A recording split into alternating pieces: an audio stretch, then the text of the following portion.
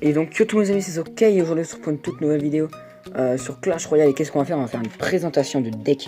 On va présenter ce deck, donc je vais juste vous montrer une game que j'ai faite qui était vraiment ultra chaude contre... regardez, on a gagné 2-1 contre ces deux mecs. Quand même, le mec il était level 12, mais il savait pas très bien jouer parce qu'il était à 3700. Il est jamais monté à 4000 alors qu'il est level 12 avec des cartes max. On va visionner cette game tout de suite. Hop, et j'espère sincèrement que la vidéo vous plaira. Alors, je vais vous mettre les decks. Tac. Donc vraiment, le Dragon Teddy, c'est vraiment pour gérer tout ce qui est gros tank, tels que PK, Golem, Molos. Mais c'est vrai que quand ça fait 2-3 fois d'affilée qu'on tombe contre des doubles cochons, et c'est vrai que c'est super chaud à la fin. Parce que tout à l'heure on avait fait une autre game avec un double cochon et on avait perdu 3-2. Alors franchement le mec, le level 12, il savait pas franchement bien jouer. Parce que level 12 à 3000... en plus vous pouvez voir que j'ai mis skip mon zap. Hein. Donc level 12 à 3700 trophées. C'est que c'est vraiment, il a un problème quelque part parce qu'il ne sait vraiment pas jouer. Là on va se prendre 3 coups de prince je crois. Non, 2 coups de prince, mais c'est vrai que 2 coups de prince level 7, ça fait vraiment ultra mal. Alors, on a tout le temps de l'élixir avec ce deck, mais là c'est vrai que j'étais... Oh, pardon, je vais taper dans le micro. C'est vrai qu'en ce moment j'étais un petit peu à la dèche d'élixir, parce que j'ai un petit peu trop joué. Là il finit à la double roquette. Tac. La roquette de level 10 qui fait beaucoup de dégâts. Et là on décide d'envoyer un contre-push. Enfin, je décide parce que c'était mon push.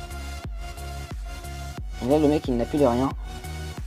Alors, là j'essaie d'envoyer un poison pour essayer de gratter un petit peu toutes les troupes et un peu la tour en même temps.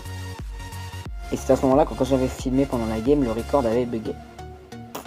Là on pose un zap, tous les deux pour essayer de limiter les dégâts.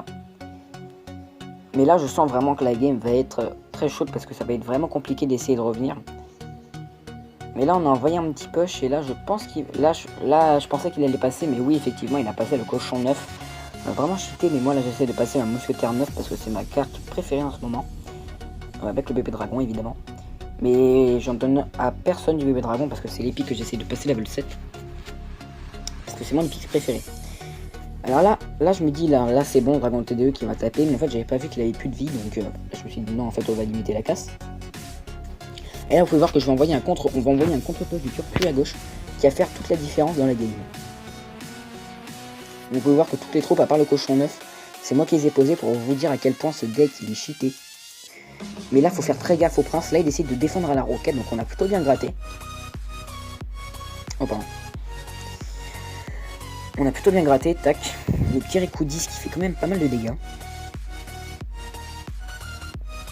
Là il y a une chauve-souris qui pouvait pas contrer, donc on va vous la rage.